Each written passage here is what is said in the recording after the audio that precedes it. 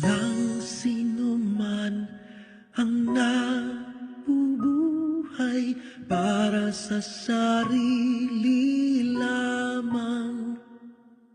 Walang sino man ang namamatay para sa sarili lamang.